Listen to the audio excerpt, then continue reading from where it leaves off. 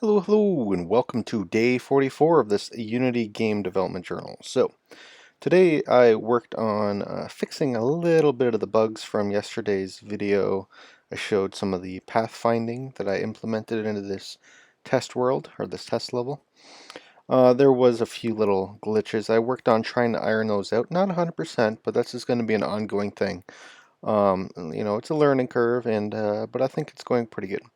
So there's going to be that that's going to improve throughout, as well as I re-implemented the sword mechanic, the actual weapon mechanic, into this new character design. I originally implemented this on a very old character design, so I just sort of reused the code. I just had to redo all the animations. So if you go into player visuals here, I just had to go through all like these attack animations and sort of rework how that happened. Like, you don't see it here, but there's going to be weapon positioning and rotation based on the hand movement. So I just had to go back and redo all of those. So essentially what we're whoops, I don't want to do that. Let's get out of that right there. We'll go into here. So essentially what's happening now in the game is I have a weapon now. Now, obviously, this will be an item that you pick up, or there will be different types of weapons, but this is just testing out the scene here. So this is the thing. There we have the bee is now moving a little bit smoother. He can now go across bridges, or he or she, whatever, and follow the character no matter where I go. Pathfinding, pretty good. There's a few instances where I don't like it. I'll show you just over here. Like, essentially what will happen is I'm going to want to be able to attack that bee, right? But one of the things is if I'm close to a collider, if my character is, then the bee thinks that my position is unattainable, meaning it's not a position the bee can actually go to. But if I just step off of there just a little bit, then it starts, oh, I can go there.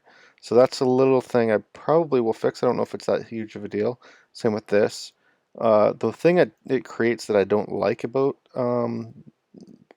that sort of bug, I guess I'll call it, is it creates safe zones. So that might be a good thing. Maybe I'll design the levels to be hard enough that you will need safe zones. So you'll come over here and you'll be like, if I stand in this doorway, the enemies won't move towards me. I don't know. Maybe something like that. Um, but I think I have a way of fixing that. So anyways, as soon as you come through this little path, there's another little bug there. What happens is the bee is trying to pick the shortest path. So it chooses a path along the bottom here, these tiles. Now the problem is these tiles will eventually cover the bee because I haven't done that transparency layer, the top layer, but you could see that the top layer was done here. So the bee is moving along, and watch as it moves along the shortest path. It hits half on a transparency tile and half off. So it just looks really funny. Now I can make that behave a little differently by number one, putting the bee on the very top layer, which is fine for a bee, but the warthog or the pig or anything like an enemy that's on the ground, that solution won't work for that. So I have to find a different solution with the pathfinding to maybe have them walk not so close to the cutoff, to the non-walkable tiles. So we'll see about that. Maybe even putting in a let's see, a number like a movement speed along the edge of colliders. So the AI will try its best not to go close to a collider. I don't know yet. Have to fool around with that. Um, let's see here.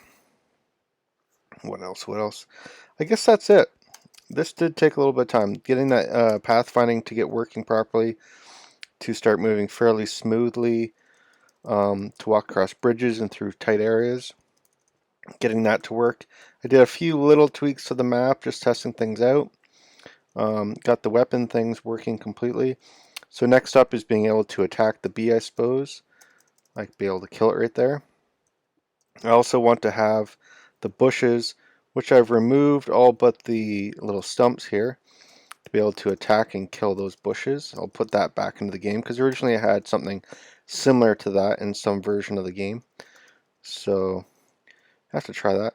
And after that's all done, I'll have it so that the player can get hurt based on the enemies, and then implement that pig enemy that I have, that warthog or boar or whatever you want to call it. Because I already have the animations done, so I can just simply implement that and use the same AI tracking or movement, and it should work. And then start ironing out some kinks from there. But the ironing out part is mainly for once I have a first level done. So anyways, I'm going to leave it there. Level or day 44 done of this development, and it's looking pretty good. A lot of the pieces that I've previously built are starting to come together into this new level, so that's interesting. And we will talk to you later. Subscribe if you want to follow along with the development journey. Thanks a lot. Bye-bye.